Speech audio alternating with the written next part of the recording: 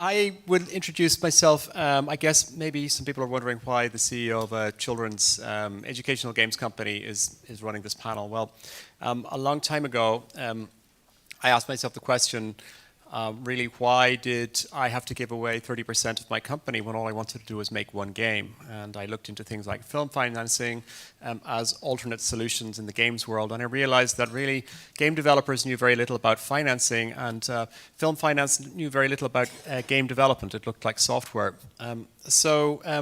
As a full disclosure, I am an advisor to the Tesseract fund. Gavin is here representing Tesseract, and that is why I was asked to bring this panel together. So let me introduce the panel very, very quickly. We have Jason Della, Rocca, who is co-founder of Execution Labs, which is an accelerator and investment platform for independent game developers. I think probably a lot of people know Jason. You probably know a few people in the room. Former executive director of the IGDA and recipient of the inaugural Ambassador Award at GDC, which is quite an achievement. Gavin is with Daedalus Partners, which is an alternate investment fund manager specializing in the entertainment and telecom sector. Gavin is responsible for management of the Kirin and Tesseract game finance funds, and we'll talk about that in a little while. Dan, Rocca, Dan, is it true that you've never raised venture financing for your games? Angel investment. Okay, cool. Yeah. Well, that's alternate financing. Let me just go back to my notes. But if people don't know Dan, you might know his games. He's a fantastic track record as a developer, and developing Cube straight out of college or out of university. He's produced multi-million download games, including Mortarmelon, Hue, and there's a sequel coming to Cube soon. Shahid is known to many of you as the face of PlayStation. He is no longer the face of PlayStation, but he's one of the Games Industry International's top 10 people of the year, develops 25 People That Change Games, featured in MCV's BritList 100, and was awarded Develop's prestigious Publishing Hero Award.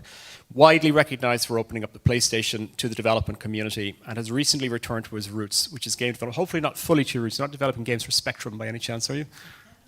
I thought about it. Okay. There is a market for Spectrum games. In fact, did anybody see there's a console coming out, a new handheld based on Spectrum? Yeah, and also noted that somebody released an emulation program for iOS the other day, selling one of my 31-year-old games as an in-app purchase without telling me. So sorry to out you from stealth mode. You're developing Spectrum games. That's great. So rather than let the panel introduce themselves again, I thought I'd start off with a few questions, maybe relevant. And Jason, I'm going to talk to you first, if you don't mind. I'm familiar with Execution Labs to an extent, but the rest of the audience might not be. So could you give us an idea of the background and the model and how you can help an indie release games?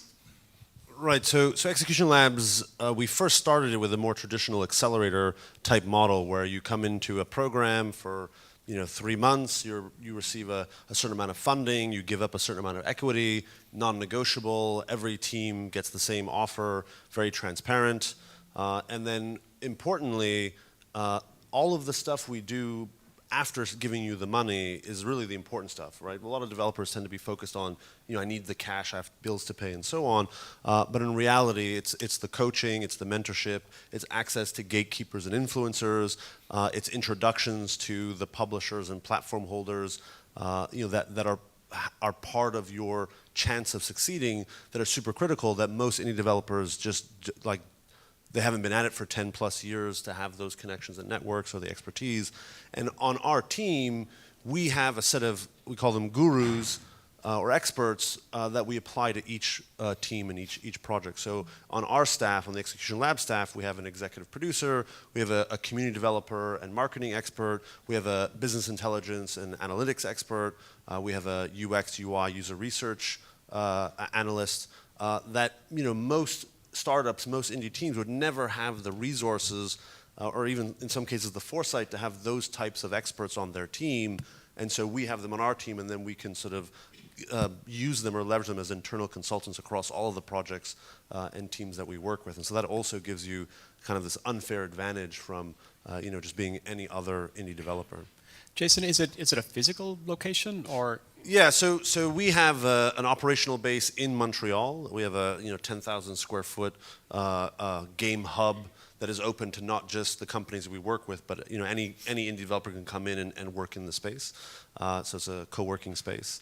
But we do deals about half-half in Canada and outside of Canada. Okay. And of course, Montreal has some specific tax advantages, which we'll come to later in our panel. Yeah. But for the moment, Gavin, Daedalus has been behind the scenes as the silent partner of a lot of high-profile indie titles, including games such as LA Cops, Calvino Noir, really, award-winning games. And you've been working in this space for more than 4 years now. I'm really curious as to your views on, when you started 4 years ago and where the market is at now. What has changed?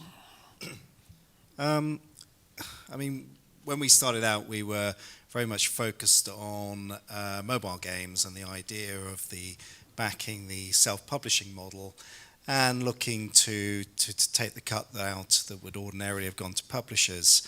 I think certainly over the last 4 years, the sort of self-publishing route, certainly on mobile, has gone. I don't think, with the idea that there are about 3,000 games a month being released on mobile, you have any chance without a decent publisher or indeed strong featuring from Apple of getting anybody to notice your game. Even then, you've probably got, maybe 10 slots a week from Apple in terms of featuring. And that, as we found ourselves in our own games that we've made, that doesn't deliver you a commercial success. I think you're lucky if, with really, really strong featuring on the paid side of things, to maybe make 50,000 in a week, and thereafter it tails away really, really quickly. So the only games that are making significant revenues are your free-to-play games, and and certainly when we started out, we were putting in maybe 150, 180,000 pounds to make something that was pretty simple, pretty casual to play. We've gone up the scale now. We're putting sort of three to sort of 400,000 pounds into each project, partly because the technology has changed, so people demand a much more enriched experience. And also, the mobile platform for us in terms of investment is very much a secondary platform. We don't like projects that see that as their launch platform just because we think it's incredibly hard to make money in that space. We would rather see a project that was looking to launch on Steam, where the consumers there are hardcore, they like paid download games, they're very used to paying sort of 15 pounds for a game, and they're less sensitive in that sense. And then with perhaps some ancillary revenue that perhaps comes by way of a console port or a PC port. But anyone who sort of comes to us and says that the mobile platform is their sort of target platform, we would probably turn them away, just because that space now is predominantly the enclave of people who are prepared to put in £1 million and then spend the same again on user acquisition.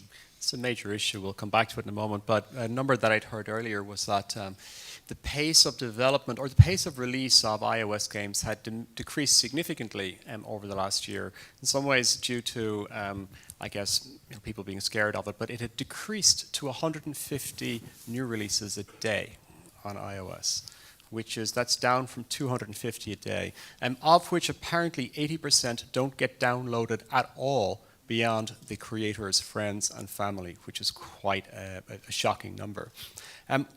Dan, have you ever been tempted by mobile? Yeah, so we started off with a casual game that was kind of directed for Windows 8, and then we got taken up by a publisher for iOS and Android.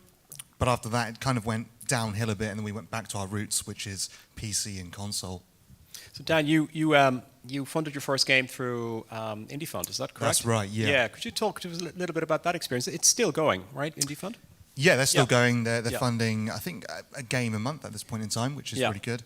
That was a really positive experience because coming straight out of university, we had no idea, we had no business knowledge, and we were so happy that they picked us as a game out of 200 games that applied.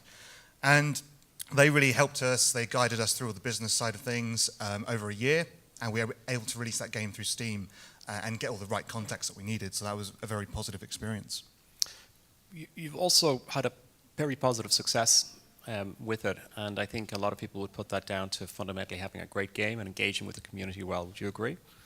Yeah, I think so. I think it's about having both of those hand in hand, the business side of things, the context, and then the game. And you've got Jonathan Blow, Kelly Santiago, and lots of other top developers that were kind of guiding us and giving us their expertise on how we can shape that game. And that really was testament to kind of getting the game out the door. And I think that was a really good time for Steam. You could get your game on the front page for a week, and everyone would see that and instantly know what it was. Well, now it's kind of overcrowded, so it's kind of much more challenging, I find. So that we'll come back to that point of mentorship in a few minutes. Shahid, you agreed, I was allowed to use this analogy. Poacher turned gamekeeper back to poacher. What's life like in the real world? Why did you decide to make the jump from the most enviable position in the console space? And I'm really interested in hearing what you'd say about what you've learned in that move, particularly what you didn't know, what you didn't expect as you moved into being an indie developer again.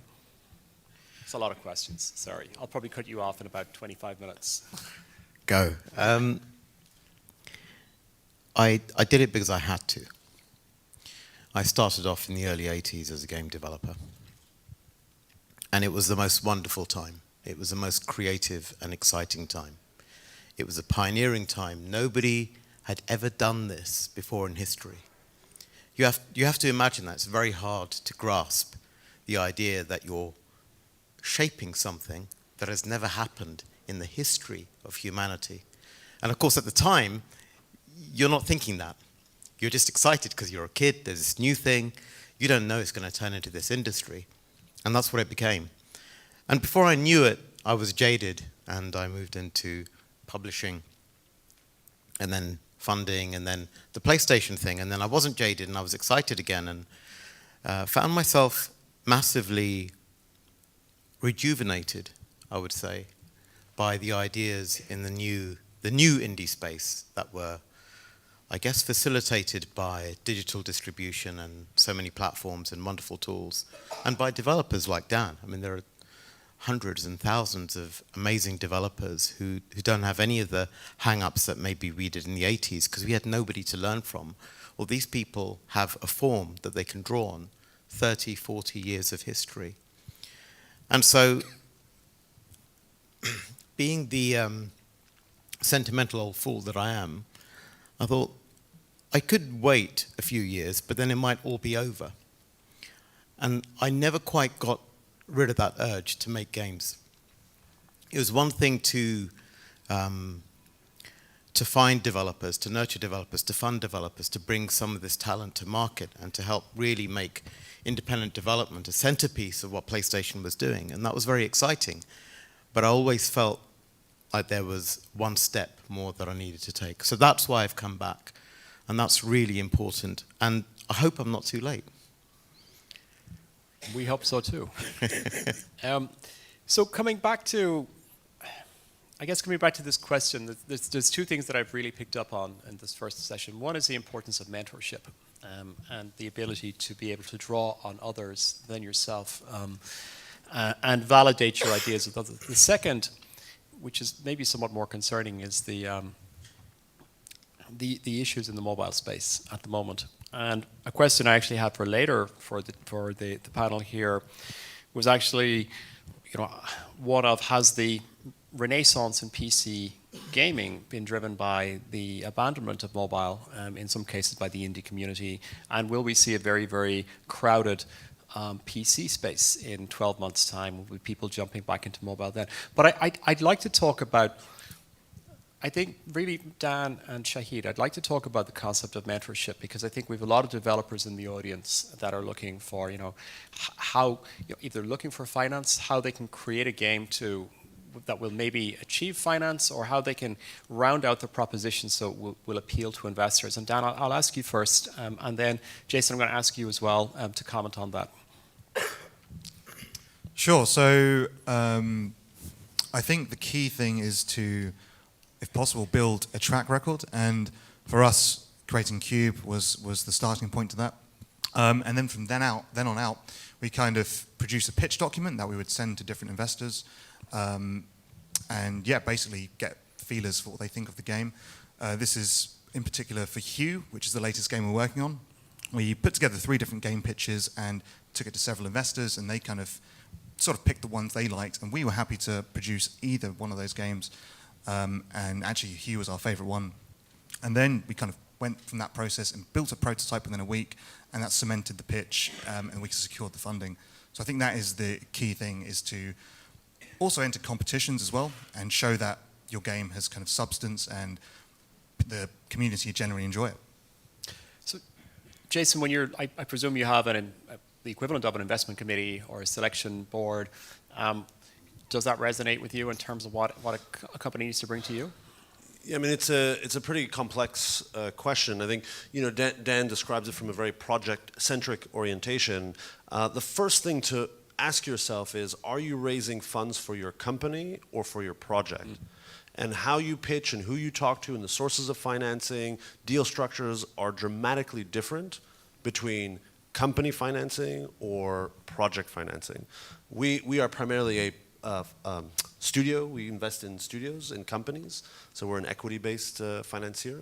And so the kind of things that we think about, it's not just the project you have right now, it's about the team, it's about the longer-term vision of the studio. One of the trick questions we have is, when you're presenting us the game you're working on right now, we ask you, what does your third game look like? And if you stumble on that question, it tells us that you're too short-term minded and you're only thinking about this one little cool game, as opposed to thinking about the longer-term strategy, the scaffolding you have to build to get from one game to the next, and how each game sort of opens the door to make the next game happen. And so this is kind of a trick question that we have. But so asking yourself whether or not you're financing the company versus financing the project is an important question to distinguish. For us, one of the most important things is, are you thinking of it as a business that is in fact investable? Right? If you're coming to me or to anyone asking for money, you have to understand that despite how passionate we may be about games and how much we care about games, because we've all been in the industry for years and years and years, at the end of the day, we're giving you money because we're going to get money in return. We're all going to get money in return. And so one of the fun, just as an anecdote, we have these due diligence meetings, and we'll often ask the teams, obviously budget, how much money is it going to take, how long, what's the schedule look like, and so on. And so, for example, they'll say, maybe it's $500,000, it'll cost us $500,000 in a year, and this is roughly the budget. Then we ask about market opportunity, and have they done their competitive analysis or landscape analysis in terms of what other games are available that are similar and how many units have they sold, et cetera, et cetera. And so in some cases they haven't even done that, which is also a red flag. But for the ones that have, they say, we used App Annie or Steam Spy, we came up with some numbers, and so here's our kind of, our guess of where we feel good. So I don't know, it's 50,000 units or something like that. Okay, well, so what's the price point? What are you thinking? $15, and but maybe average will be 10 because there'll be various sales and so on.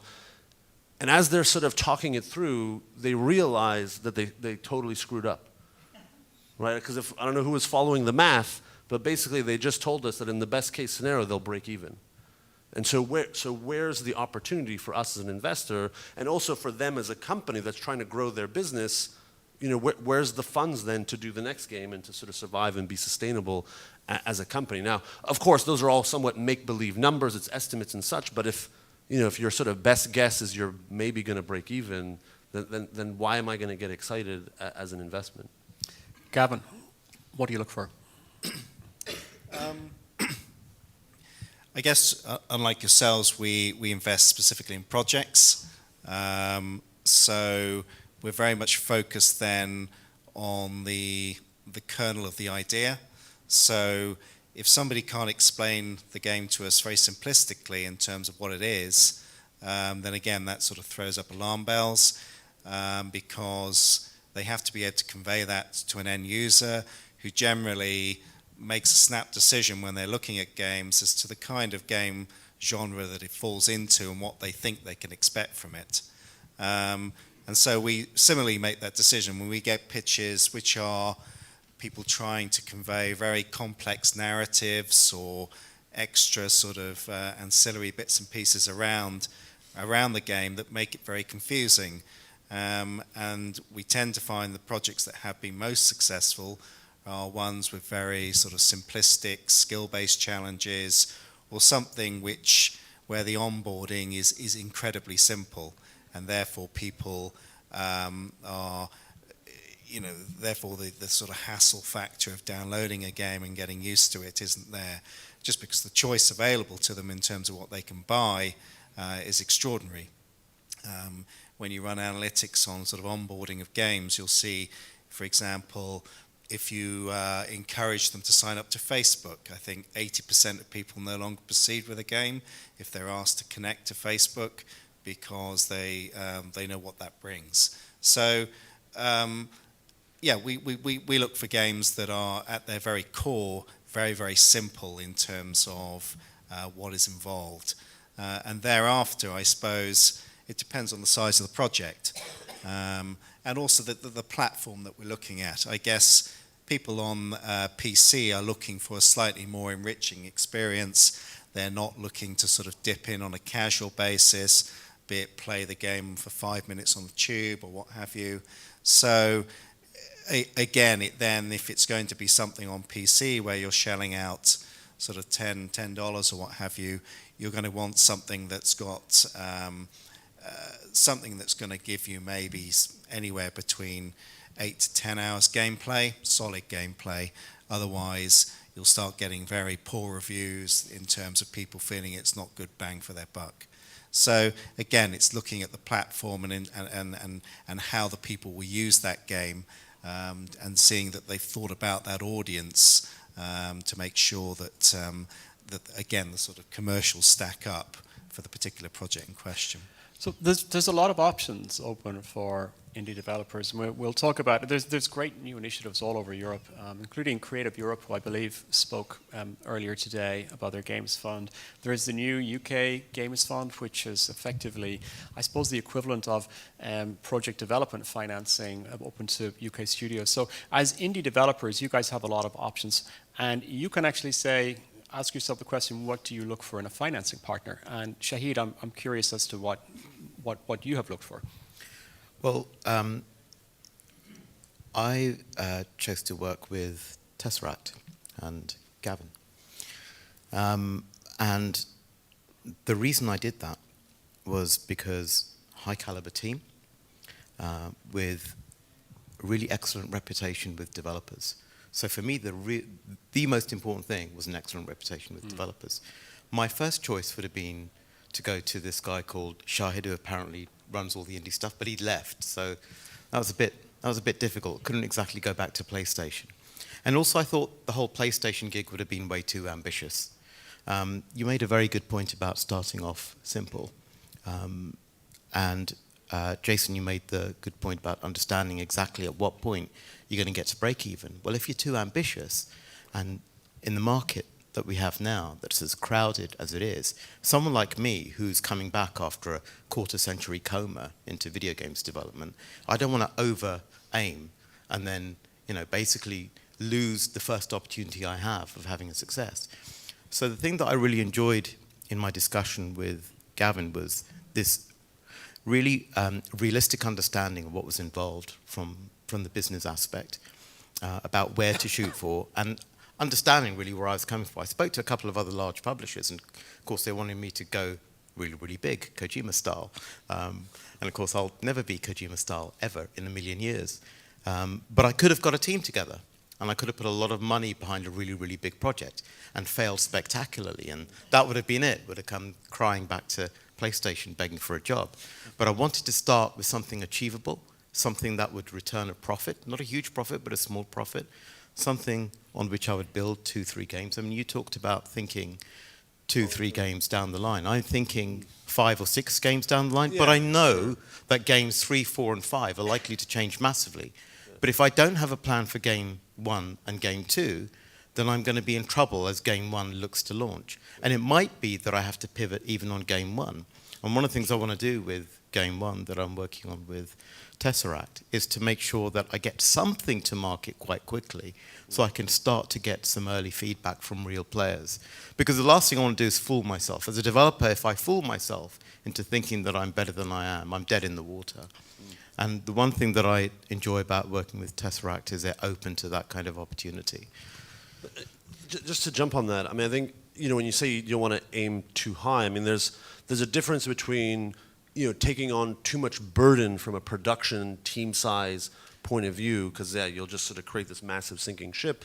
But also, you don't necessarily want to shoot yourself in the foot in terms of the type of project you make. So a great example is we will often get pitched couch co-op games, right? So the really fun games where it's one screen, 4 characters, everyone has their controller, and it's local only multiplayer. Because that's a manageable game to bite off. It's achievable for a small indie team. You don't have to worry about network code. It shows well at PAX and Gamescom because everyone gets around the screen and they're excited and cheering. And generally, those are fun games that are relatively easy to make. But essentially, you've just shot yourself in terms of commercial viability. And we've seen many times where the team is stunned because it got so much buzz at PAX and everyone loves it and everyone's cheering and they sell 5 copies.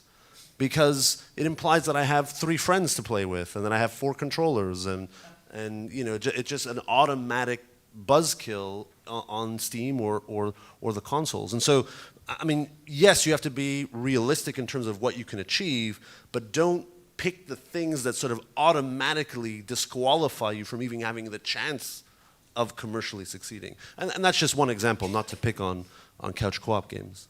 So there's a balance there for sure. That's really interesting perspectives. And Dan, I'm going to land you with the Kickstarter question. Have you done it? No, I have not. We've considered it, though. You've considered it. And yeah. I meet a lot of people who say, well, you know what, if we run out of money, there's Kickstarter. Is it still a viable option, do you think, for game developers that don't have, particularly that don't have a large community around them, but even those that do? There's been some fairly high-profile campaign failures, and there's certainly been a lot of non-delivery following Kickstarter. I'm curious as to whether the Kickstarter route is still viable for indies. Yeah, I think a newcomer developer, perhaps, unless they've got a really cool project that everyone says, "Wow, this is amazing," I think it could prove pretty tough. I know several developers that have recently done a Kickstarter and it's done very well. They've already raised double what they asked for and it's still got about 20 days to go. For us, I think it's now sort of a worst case scenario if the next game perhaps doesn't do as well as we hope, for example. We can go to Kickstarter and say, we've got this portfolio of games, this is the new project, let's see where we can take it. But I think also it might feel like there's hundreds of investors kind of wanting their idea in the game, and then you've kind of got to deal with all of that as well. So there's that side to it. And then you've got to spend 3 months, it's a full-time job to look after that Kickstarter project. So that's another thing we need to think about. So it's something we might do in the future, but... Yeah, so we've had several of our portfolio teams have done Kickstarter campaigns. We actually have one that's just getting down to the last few days. They were raising 50 and they're well over 150 now, called Children of Zodiarchs. And then one of our teams on the floor, Moon Hunters, was raising 40, and I think they did almost 200. This was last year. But what's important with both of those projects, and we've had other successful Kickstarter campaigns, is it's a community development tool, and it's part of an ongoing marketing and community engagement process. You are dead in the water if it's like, oh crap, we need some money. We've been quiet, hiding in our cave. Let's go get some money on Kickstarter. You will have almost no chance. Whereas both of these teams have done extensive community development and marketing campaigns over the span of a year before then they went to go top up with Kickstarter money and succeeded because they already had the fan base and the followers and the community to kind of drive that momentum.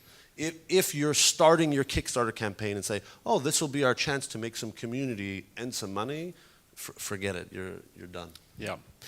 As this is the last panel of the day, I'm told we can run for 2 hours. Is that right, Sash? No, seriously, what time should we take questions from the audience? I have a few more questions, but we've a really, really vibrant audience here and engaged. So I'd like to take some questions from them maybe now. 15 minutes now? Okay. Can I take a couple of questions from the audience now then? Then I'll follow back up on some of my other questions that were open. If anybody has something, please raise their hand. So I'm going to go back to this question of raising funds to make a game, raising funds to market a game. And it's in some ways it's sort of tied to is mobile over as an indie platform? I'd like to get some views, and I'm not sure whether I asked a question or just made a statement, but I'd like to get people's views on what the best route to market for an indie developer is. Gavin, you made it clear that you feel that the self-publishing route is no longer necessarily viable for indie-funded games. Jason, I'd like to understand your viewpoint on that. Yeah, so actually, what Gavin described in terms of an initial focus on mobile, self-publishing, and then a transition to primarily leading on Steam is a very similar transition that we've made as well. And in fact, if and when we sign a mobile title now, it will only be in conjunction with a publisher at the same time, where the publisher is signing on to do marketing, user acquisition, and distribution, and we're signing on to fund the studio to provide a production runway and apply some of our gurus in that production process. So yeah, we just will not touch mobile free-to-play standalone. That being said, the question, I think, comes back much more in terms of a marketing and audience development question, in that on PC today, there are just many more ways to do marketing, to reach an audience, to engage your community, to drive and transition people from forums or Facebook into game through Steam. Streamers and YouTubers are primarily all streaming PC content or Steam content, using Greenlight and wish listing and coming soon pages. Just a more robust tool set. And all of those things are primarily geared around the PC and Steam ecosystem. So you should be developing your community irrespective of whether you're going self-publishing or through a publisher. You can still build that community. Oh yeah, there's no excuse for you as an independent studio not to engage with and build your own community, because even if you're using publisher X for this game, you may be using publisher Y, and one of the most important things you have as an indie developer is your community and the ability to engage with them directly and authentically, and you don't want to relinquish that ability to a publisher and say, oh, well, I'm a coder, I don't want to deal with the squishy human beings. It's central to what it means to be an independent developer, is to engage with your audience. Shahid, do you have a view? Yeah, absolutely. We preferred, when I was at PlayStation, we in the past tense, this is quite difficult still. We tried to avoid working with developers who didn't understand this concept of building their own tribe. And this is important because when you have 150 games a day coming out on iOS and God knows how many in the rest of the ecosystem, players are overwhelmed with choice. So how do they now make their decisions? In the old days, it's much, much easier to make a decision about what you wanted to play, what kind of game you enjoyed, and find something, play it, and not have that fear that you're going to miss something fantastic. So how do developers reach out above that? Well, they have to establish a reputation. The most important thing a developer can do now is to develop a reputation. And the reputation is as important, if not more important, than the games that they make. I mean, you look at, you've seen the recent Kickstarter by Moon Rex, right? Yeah. So, those guys have an amazing reputation, and the reason they're 2/3 of the way through their Kickstarter now, even though they're only asking for 100K, is because they have the most amazing reputation. It's very important for them that they put that out front and center as they launch their Kickstarter. So as a new developer, if you want to get into Kickstarter, if you've not been working on games created by Media Molecule, that's the kind of bar that we're talking about, raising 2/3 of a Kickstarter where they're only asking for 100K. That's where reputation gets you. And I'm pretty confident they'll smash their Kickstarter and they'll create an amazing game. But you have to ask yourself, if two of the most talented developers in the world are having to work this hard to get to 66K about half the way through, and that in my eyes is a success, by the way, because if they're well over half of the way through I think they were over halfway through, about a quarter of the way in, then they're going to be okay. What, as a developer, will you bring to the table that establishes your reputation in the minds of the player? Because if you don't have that, what else have you got? You've got your game, and your game is up against thousands and thousands and thousands of other games. And let's face it, all games look good now. Let's face it, everybody's got access to great tools. They've got Unity, they've got Unreal, they've even got the new Amazon thing, or the old Crytek thing, if you want to look at it that way. But there are so many engines, and there are so many ways of bringing content. There are so many platforms. What do you do? I mean, I find it really, really hard to play video games nowadays. And I've been playing video games for over 35 years. What do I play? I'll get out my iPhone. Maybe there are 2 or 3 highlighted items. I'll have a quick look. I'll download. I'll play it for about 2 seconds. If they ask me to log into Facebook, of course, that will get deleted. I'll go to Steam. Steam has a curated page, right? So this is my shortlist, 14 titles. Bang, bang, no, looks like that indie game. No, that looks like that indie game. No, that looks like that indie game. Oh, God, let me play Call of Duty. You know, that's the kind of mental process that a lot of people are going through when they play games. So when I hear that Rex and Moo are working on a game, I say, they're cool. I'm going to buy that. I don't even care what the game is, but I know those developers have pedigree. I know that they're working hard to independently create something, and as an informed player, that's the kind of game that I want to play. So I would say, if you're not working on your reputation, if you're not working very closely with your tribe, if you're not putting marketing who you are, what you believe in, where you want to go, front and center of everything that you do, you're in trouble. Wow, great. I've got a couple of quick questions that I'd like maybe... Too much? Quick answer, no, it's great. That I'd like maybe some quick answers for, and one of them which I've mentioned a couple of times, the renaissance of PC gaming. The first question that I'd like to have people answer on, do we think that in 18 months' time the PC market will look like mobile does today? Well, I mean, if you look at the Steam numbers, I mean, we're not quite at 150 Steam releases a day, but it's certainly the pace has been accelerating. So there definitely will be a greater degree of saturation. But as I said before, the tools, the marketing hooks, the streamings, the Twitches, all that kind of stuff, I think, won't in any way guarantee your success, but gives you a more robust tool set to find that audience, to build your tribe, to penetrate the noise, if you're being savvy and following, the advice and doing those things. Whereas mobile, you're still very limited, and even to a certain extent on console. You've got that distribution bottleneck that is the app stores as well. Correct. So there will definitely be more saturation, but I think there's just a more robust tool set. That's a great point. I think one of the things that I really like about what Steam have continued to do over the years is, despite the proliferation of games on their store, they provide a lot of tools to help you build that tribe.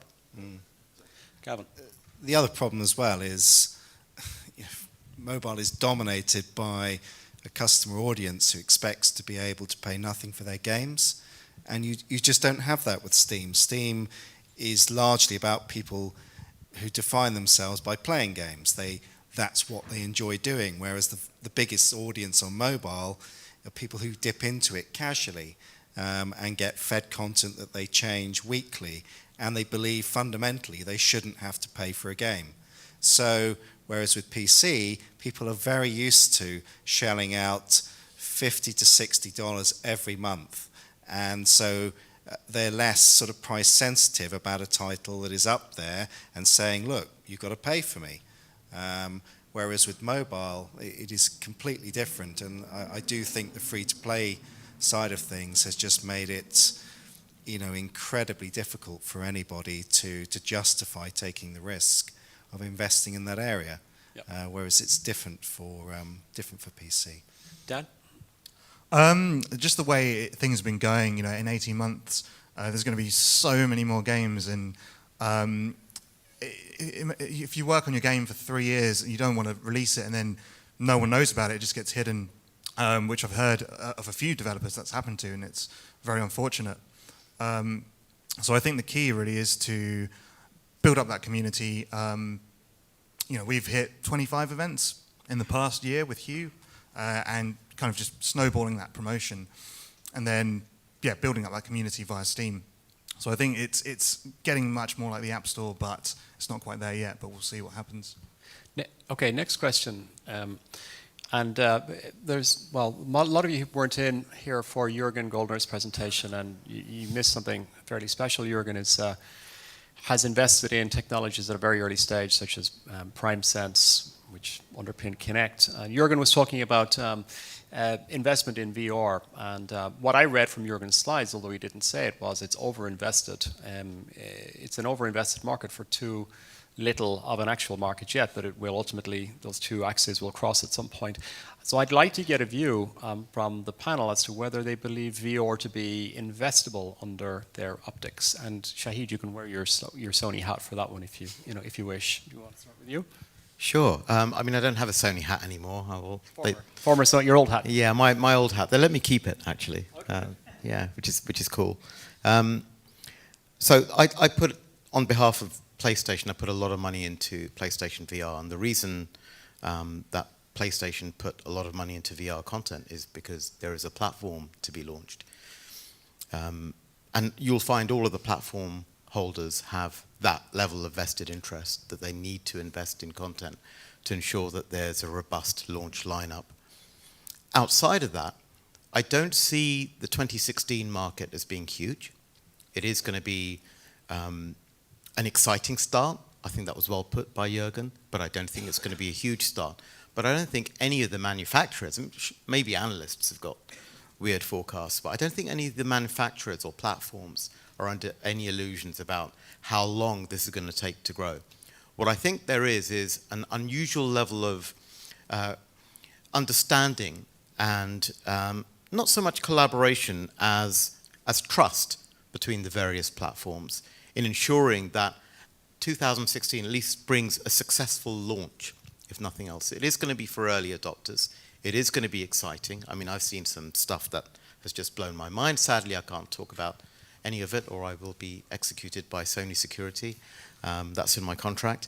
So it is going to be exciting in 2016, but it's going to be exciting for the cognoscenti. It's not going to be exciting for the casual player. I would give it 2, maybe 3 generations before we get to the level of VR that the casual person is going to be absolutely compelled to go out and buy, and before the prices get to the point where the casual player is going to have no choice but to go out and get one of these devices. But as for outside investment, I think it's tricky to go for that in 2016. Not sure that the numbers are going to justify it. Yeah, similar sort of thing to what Shahid said. I mean, we've been developing with PlayStation VR in Cube 2. We've also done another game, which was a game jam thing, and I pitched it yesterday. And we have been pitching around for investment, but there's nothing really there at the moment. I think a lot of investment is going towards hardware. So we're kind of waiting to see what happens when the Oculus comes out and seeing how that sort of turns around in PlayStation VR and kind of placing our bets then. But we won't do anything until next year, commercially, I don't think. Sort of echo the sentiments of Shahid and Dan. I think there's too much uncertainty in terms of both in terms of types of games as well as the sort of technology behind them as to which way things will go. And for most investors, even early stage investors, I think they will want that to dissipate. I think the only investments perhaps are being made are really very large scale investments into sort of hardware or indeed very big game studios. But the sort of down at the indie level, I think there will be very little investment because there's just too much uncertainty as to how things will pan out, or indeed how long the take-up will be, which for an investor is no good thing. Yeah, I mean, we did 14 deals with indie studios last year alone. None of those were VR lead platform, and only 2 of them were suitable for VR compatibility and was sort of not a priority. Those games are for launch this year, early next year, so kind of not in that early adopter window. And in many ways, to echo Shahid's point, I think there's a win to be had if you're getting love from Sony or love from Oculus, or you're in the box. I think that one of the CCP games or whatever is in the box, and so there's a nice win there. But just as a sort of standalone, independent, hoping that you're at the right place at the right time is. So basically, a first or second party platform for the time first or second party OEM deal, sort of in the box, or if you're more of a platform or some kind of not a piece of content. Okay. I should have probably asked were there any VR developers in the audience before that question, but it's too late now. There was a question, I understand. Sorry, so what do you think about the Apple TV platform, which is like super, I know it's super young, yeah, but it's sort of like Apple is making that jump into the console game. It looks like that, right? So what do you think? Is it like worth doing an Apple TV game now? Yeah, I don't know.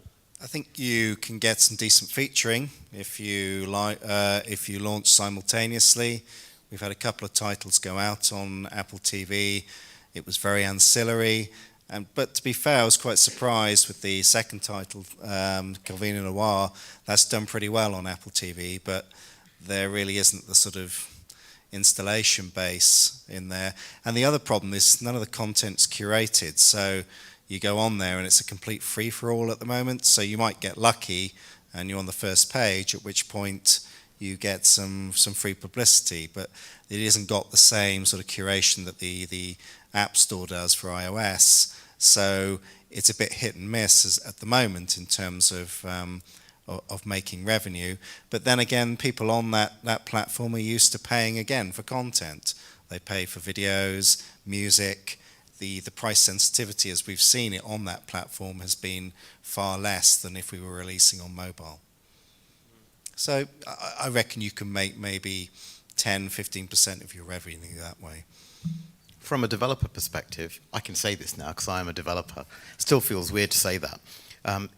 I was astonished at how easy it was to get up and running with an Apple TV in terms of getting sample code up and running.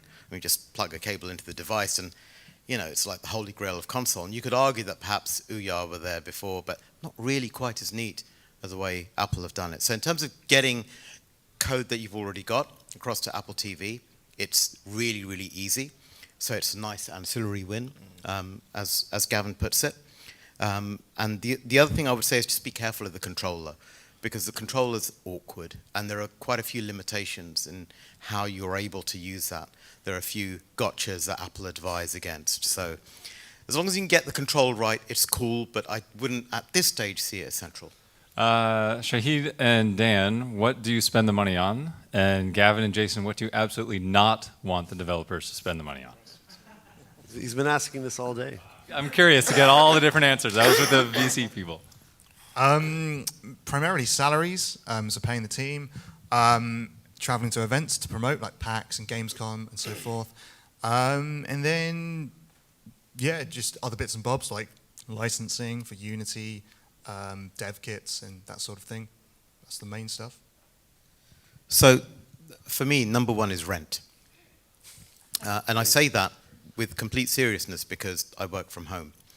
And I spend 95% of my time in my shed.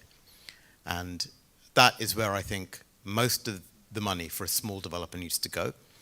And what I mean by that is work on your game, sweat your game, live and die your game, but don't do it in the complete isolation of your head. I'm really blessed in that one thing that working with PlayStation afforded me was contact with the best independent developers in the world. So anytime I want to run an idea past someone, I can do that. I can get them on Skype and say, listen, it's been 25 years since I've done this, so can you give me a hand? And I won't ask them to do any code for me, but I'll ask them to give me advice. So if you've got connections with other developers, great. If you haven't, make them. Get feedback, because they're your first community. Build up your fan base. Get some feedback from them. So those two areas, I would say, spend every penny that you've got on making the game absolutely great, and I'd say half of that money should go there and the other half should go in contacting other people to make sure that you're making the right sort of game. Don't fool yourself into thinking that you're making something better than it actually is, or more fun or more playable than it is. Get check-ins all the time. Get feedback all the time. If you've got some experience, you'll know very early on whether something's good or not. I mean, I've been dying to share a build with Gavin for ages now because he's He plays the kind of game that I'm making, but I know that it's crap at the moment. And I'll know when it's good enough. And when it's good enough, it won't just be Gavin, it'll be loads of people who get to see it, believe me. I'll be tweeting about it left, right, and center. Get that feedback and listen to it and adjust. Reject 90% of the feedback and have the courage to accept the 10% that's going to make the difference. Yeah, go ahead, Gavin.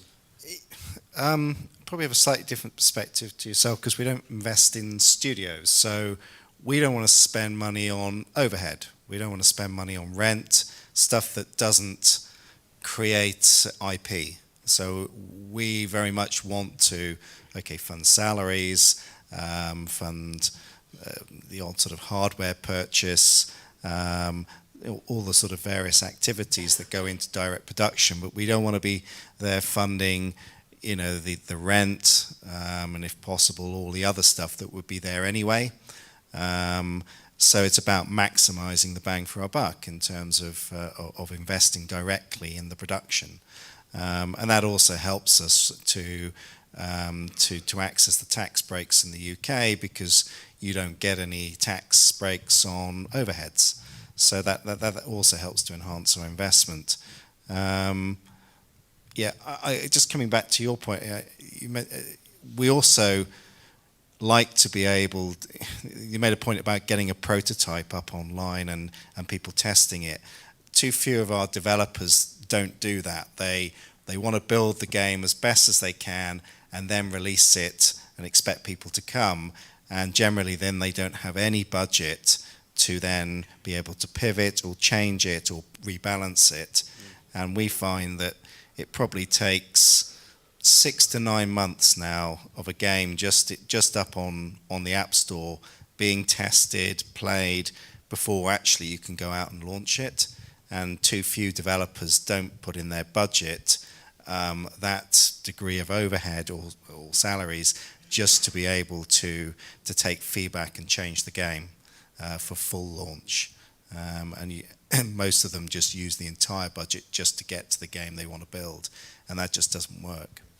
Yeah, it's interesting. I mean, we do a similar exercise where we tend to increase the budget, right? Developers will come and say, here, with a very modest budget, because I guess there's a sense that if you ask for less, then we're more likely to give you the money than if you ask for more, which means that the developer tends to underestimate on a lot of the items that Gavin mentioned, also on the marketing and event travel, like Dan mentioned, putting in budget allocations for QA and localization, so you're not doing your localization with Google Translate, these kinds of things that either you just forgot or weren't thinking about, and the marketing community development. So we want to see you spending money on a community manager.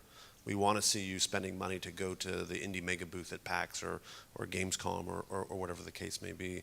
And so that's part of thinking not only about that particular project and its ability to reach an audience and succeed, but also the runway of the overall studio. And one of the most important things in financing is I will never give you money just so you can stay alive a bit longer, right? There always has to be some sense of you're achieving a certain goal, and that the money that I'm providing enables you to reach that goal. That could be the launch of the game. If you're doing mobile, it could mean soft launch. I mean, the definition of what that goalpost could change, but it's not like, oh crap, I just need money to stay alive. Give me whatever you've got, and I'll stay alive a few more months, and then I'll see what happens. We always want to see that you're achieving some goal, and so we have to realistically plan out. And you heard from a few folks those kinds of things. I think a couple more questions. Where's the microphone? I have a question. It's considered about building your reputation as a developer, and I was wondering, maybe I missed it because I came in a bit later, but do you recommend building your own projects and get exposure with that, or working for different studios and try to build up a name with that or a reputation with that? Yeah, I don't know. I mean, you can do both, right? We've seen it in both ways. I mean, I always encourage people to sort of just dive in, and the best way to learn and to build that reputation is by doing it directly. But I mean, we've certainly seen folks that have been at big studios or big productions and then leave and sort of bring that momentum with them. I mean, I don't know if you... Are you asking for a friend? Or are you asking for yourself? Okay, so let's make this a little bit interactive. So, have you worked on any games already? Any of them released in any way? Fantastic. So you started. Have you taken part in any game jams? Yes, as well. Fantastic. Take part in more game jams. Try and win some. Keep responding to your community. Have you got a blog? Yes, as well. Do you have a mailing list? Working on it. Okay. Set up a mailing list and interact with your community. And make sure that you incentivize people for signing up to your mailing list. And make sure you send them cool stuff. Maybe they get early looks at your games. Maybe they get some kind of input in some way. I don't know. Whatever it takes to build that list. But you need to build your community. You need to keep them actively engaged. You need to be present and visible. You don't have to be all over the world to be present and visible anymore. Twitch is wonderful. YouTube is wonderful. There are lots of ways that you can be very visible without having to physically be present, or omnipresent if you like. Game jams, yeah? Do loads of those. Short ones, 24 hours, 48 hours. Just take part in them. Do you have a consistent identity that you use repeatedly? Yes. Excellent. So just make sure that's everywhere. Make sure that your URL for your site uses that identity, your Twitter handle uses that identity, your YouTube page, your Twitch page, everything all ties into the same thing. Do you write for other blogs? No, that I don't do, only my own blog. Contact people. There are loads of people who happily put your stuff up. You can write for Kama Sutra. You know, you're not going to get paid, but you can do your own personal blog up there. You can set up your own blog on the Huffington Post. I don't know many game developers are doing that, but that'd be a nice thing to do. Hey, I might do that actually. That's a good idea. Put stuff up on Medium. Just get the kernel of who you are and the kind of things that you make out there 24/7. Make that your mission and just keep working at it and you'll get there. So this is a question for Jason. How big should a team be if you invest in them? There's no way to answer that question. I mean, we've done investments with teams of 2 and we've done investments with teams of 40. So it really depends on the opportunity, how much funding is required, what the ambition is, ability to execute. So there's no ideal size. It's dependent on a whole bunch of other factors.